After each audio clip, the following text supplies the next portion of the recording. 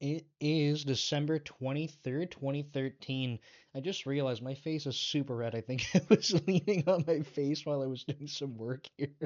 That's kind of embarrassing. I didn't get this video filmed yesterday, so it's Saturday right now. I try to do these on Fridays. Just we had things planned for yesterday, so actually I'm gonna start this video off with a bit of a story.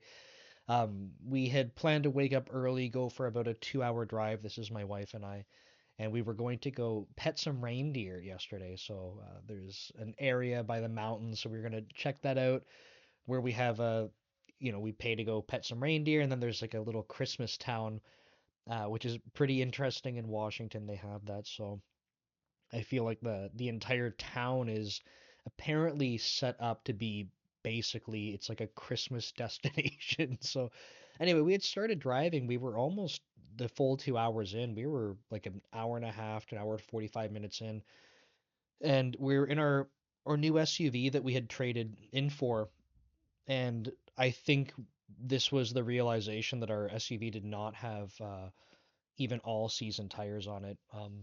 Now we don't get a ton of snow here, and when you start driving towards or in the mountain passes and stuff, like you definitely want to have, all-wheel drive or at least all seasons. And I think on our SUV we have all-wheel drive, but I'm pretty sure we have like performance tires on them. And that's my fault. I should have checked as soon as we traded in for it because we just did this a month or two ago tops.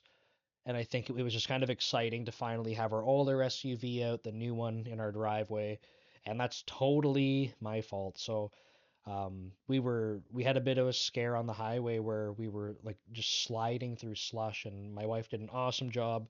Uh, I remember just saying like it's okay as we were sliding, like just to you know we'll just got to remain calm. But we got very lucky, and like I said, she did a great job. So we were driving for a little bit, still kind of on edge after that, and we weren't even driving in the snow yet. This is just like there was slush, so it kind of went from rain, like tons of rain. It's the Seattle area, so tons of rain, and then like started to get a bit of freezing on the ground. That's where the slush came in, and once we had that scare, we kept going a little bit further, and then we started to see like a bit of snow accumulating on the road, and we were like, you know what?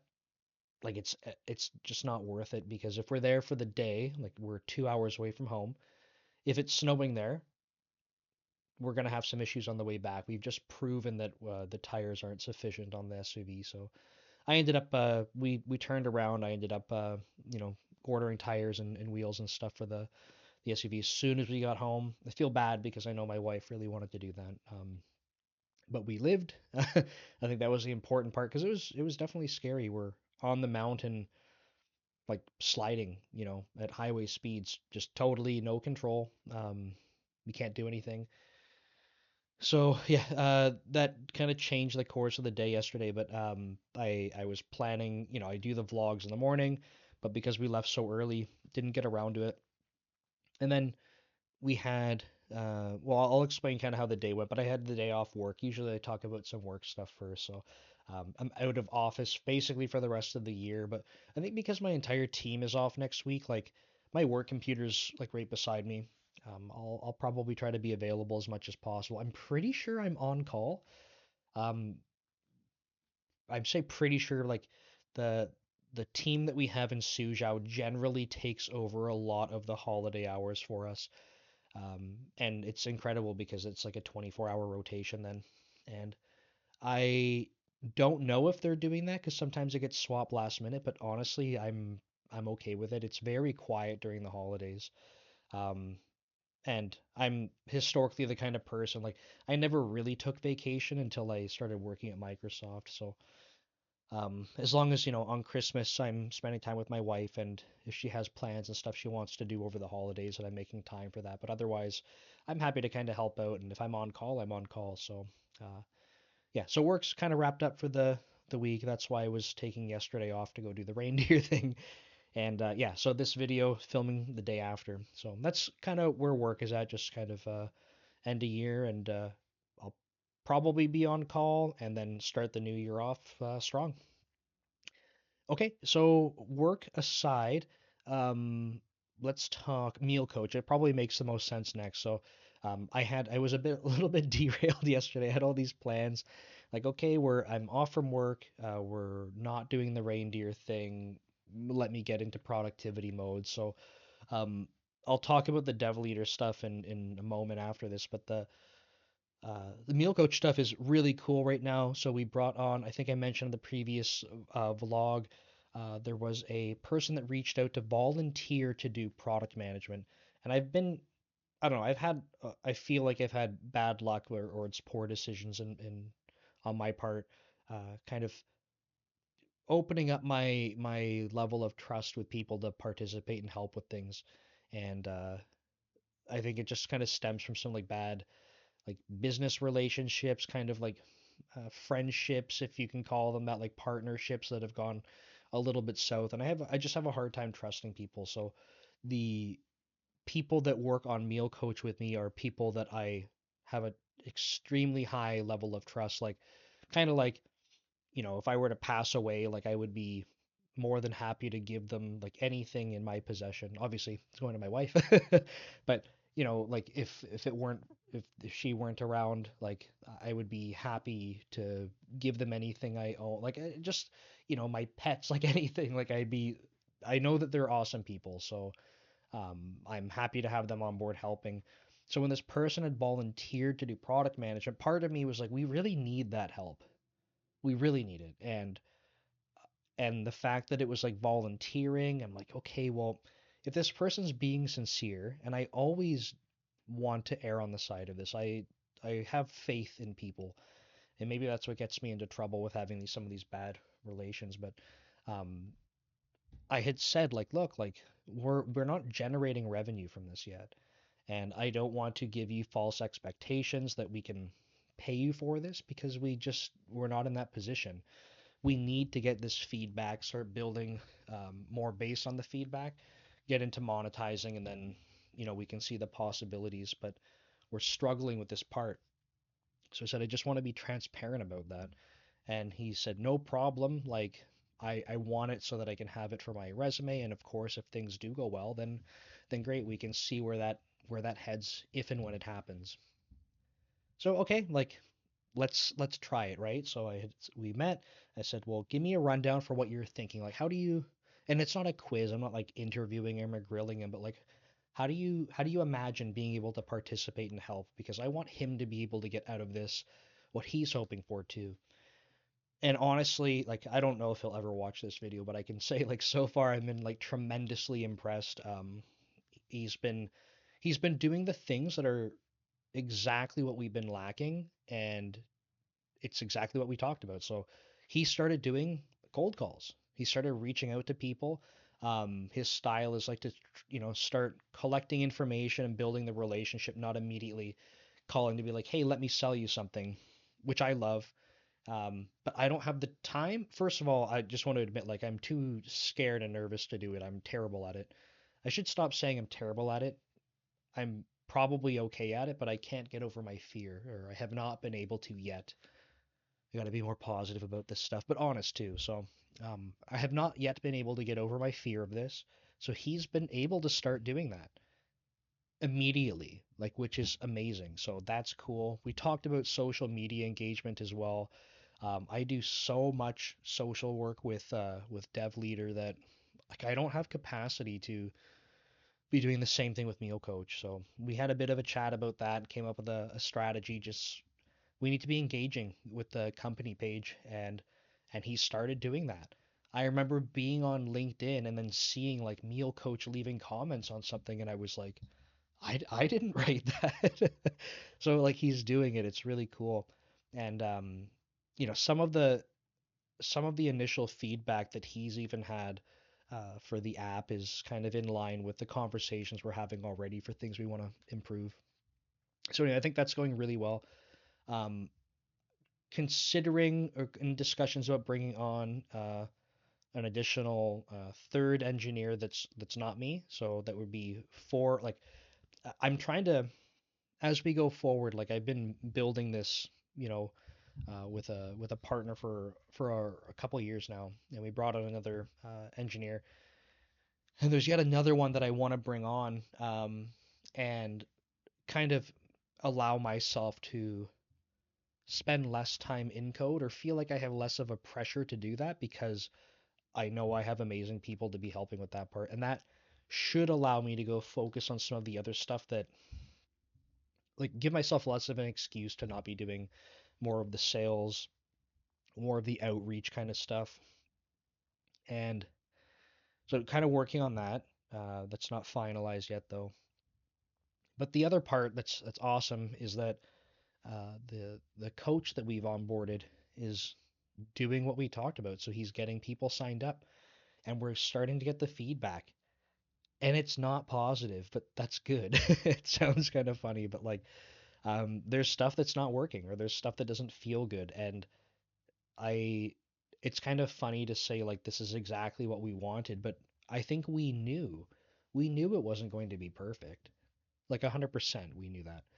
But when you don't have people using it, it's really hard to narrow in on what's not working for them. So uh, there's been a couple things that I would say are bugs, and that's fine. Like there's going to be bugs in software. So like today I was fixing up a bug that some calculations were wrong for macronutrients based on calories, like a really simple issue in the user interface. It took me it probably took me an hour to debug, and then to fix was, I don't know, like 10 minutes in TypeScript and React, and I don't know either of those very well at all. So really simple things like that. But Friday night, I'm really bad at this stuff. That was a huge tangent.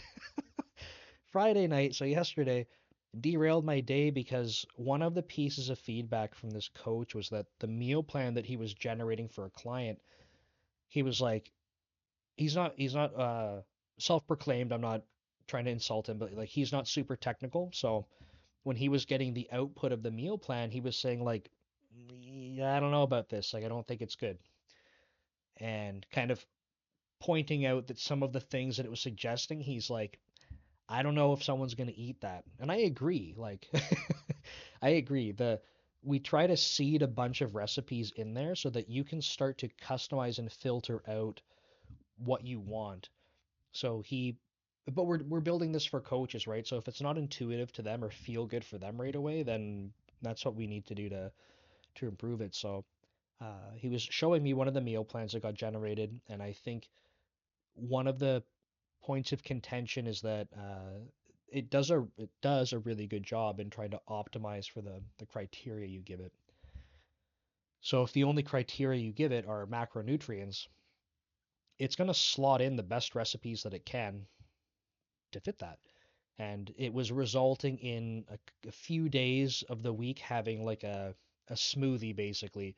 But the smoothie is like one of the recipes that I entered in for, like, for bodybuilding. Like it would be like, it might sound weird to some people, but like protein powder, oats, peanut butter, banana. Like it's basically just like a super high calorie, high protein, high carb, um, high fat too with the peanut butter, um, thing to drink.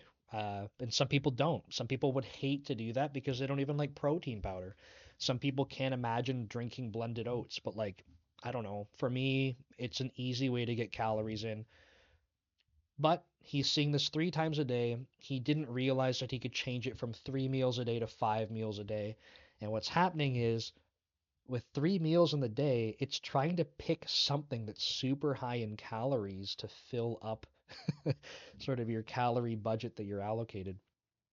So that recipe happens to be one that will fit that really well.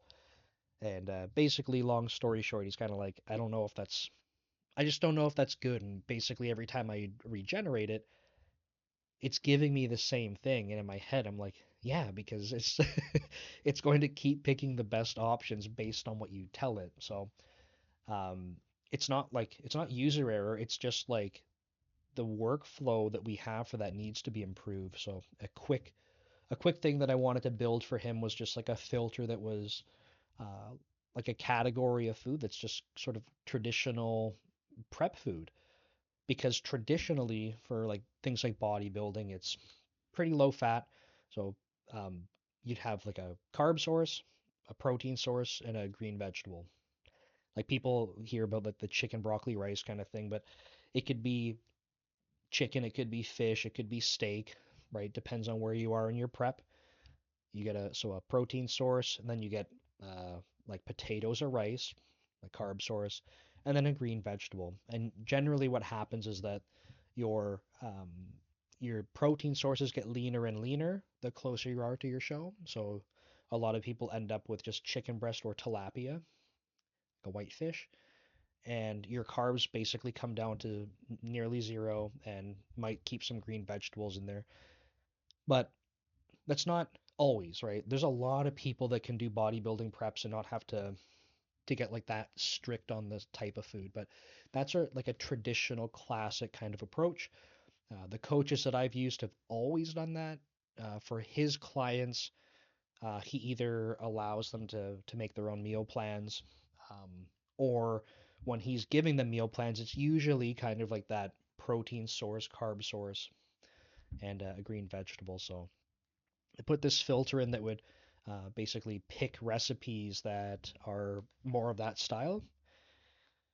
And what had happened was that when I went to go push that to production, which by the way, I realized after I didn't have to push any code.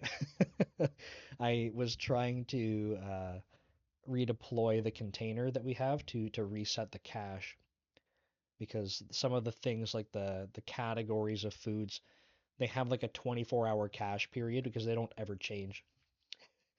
So I redeployed and the new deployment broke. So if you were to try and get to your dashboard or do anything to create meal plans, it would ask you to check in.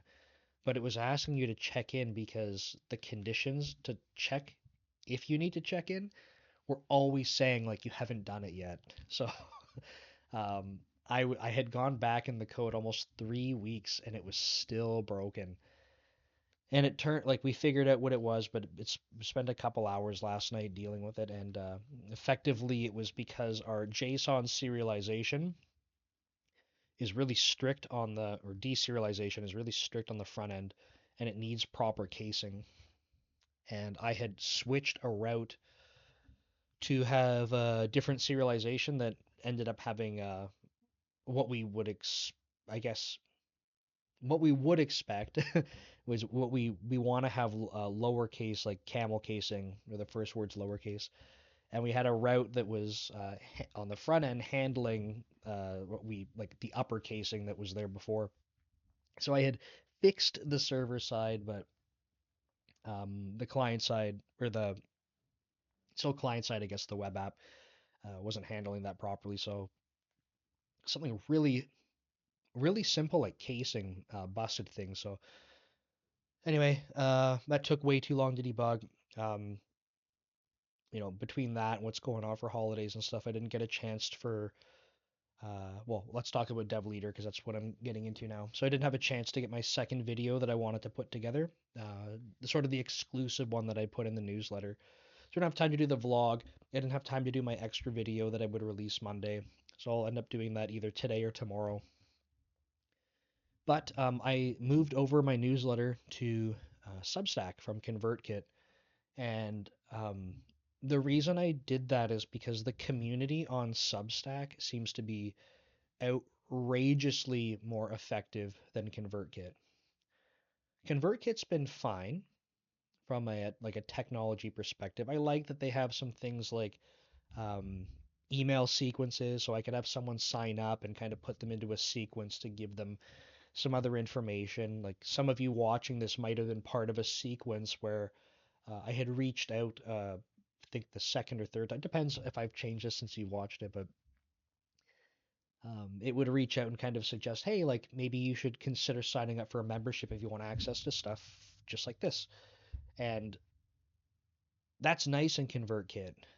What's not nice is that I'm paying just to be able to have even free subscribers. And it's really dumb how their tiering works, but if I stuck to their free version, which does not allow the recommendation system with other newsletters, if I stuck to that, I could have 1,000 subscribers for free.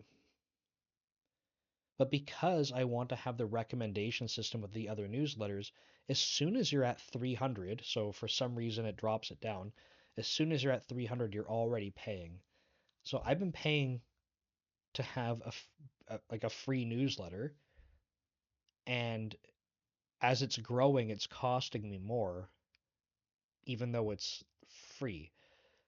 And the reason that I went with ConvertKit originally was because I was thinking if I want to have a premium version of the newsletter, for a flat rate, ConvertKit ends up scaling better because Substack takes a percentage, so it will scale like the your how much they're taking of your cut continues to like eat away at uh, your bottom line. So I thought I was being smart by doing that, but the reality is like I'm not even I'm not generating revenue from that anyway, so it's just costing me money.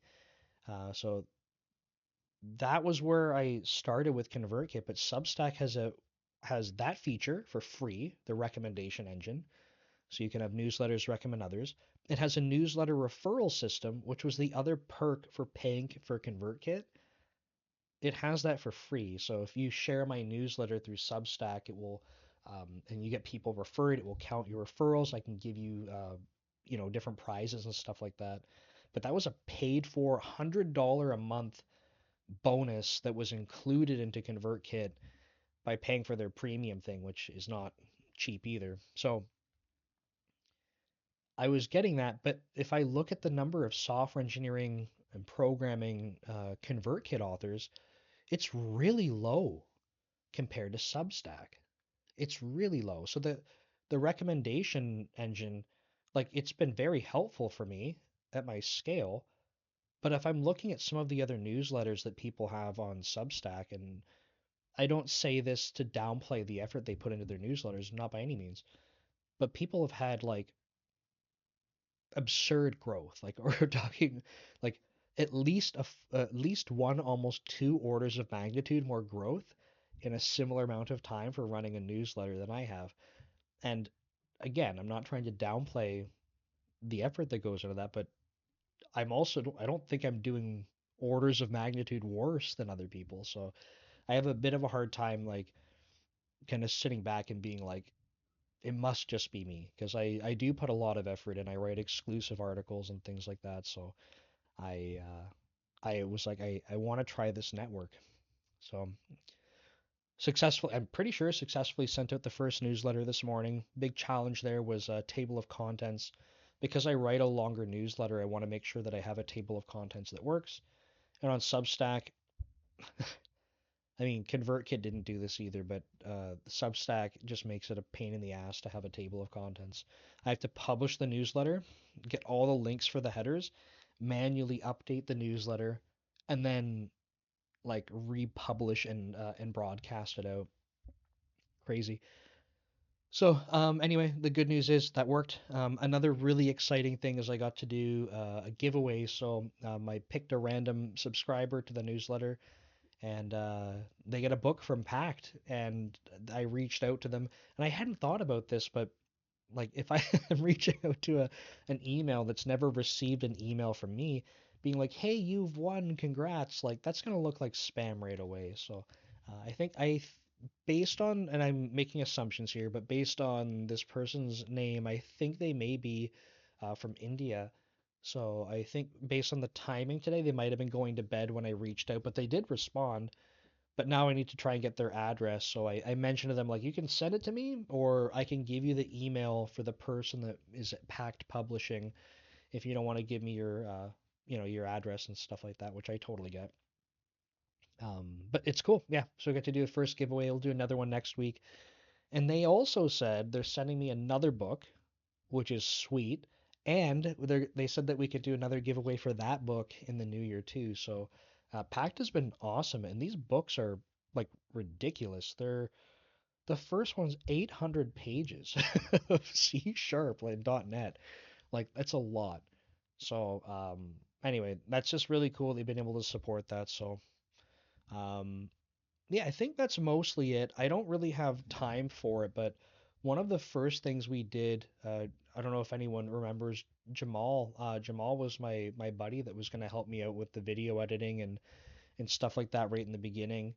So this is going way back a full year now, or just under. In 7 days, it's a full year because it started in January. But the thing that Jamal and I were going to build so I could teach him how to program was a social media assistant where we could track like our sort of growth on different networks. And I'm starting to think that I might want to go build that, but I don't have time necessarily, so I might dabble a little bit more. But what I'd really like to see is have it plot growth of different things over time. I haven't decided how I'm going to approach that because, like I said, I don't really have a lot of time for it. There's one more thing I wanted to mention. Oh, I am I'm considering I have it set up, but it's not complete. I have a private Discord that I'm going to try to figure out how to launch in the new year. And I want to do that to build more of a community. So if you're watching this, I'm assuming that this is something that you can be part of that and join and ask questions, and we could debug stuff together. We could design things together. It would be paid for. Um, it's my time, right? So not that I don't want to help people, but it's like at some point, like with all the free content and stuff, something like a private community, I'm going to end up charging for just because I believe that you'd get the value out of it for sure, but I also have to make sure that my time going in uh, is not lost. So, gonna be looking into that for the new year, and I think that might be it. I'm excited. It's been pretty good growth this year, and it's just the beginning. So, we'll see how that goes next year. But thanks again for all your support, and we will see you next week. Take care. Merry Christmas and happy holidays.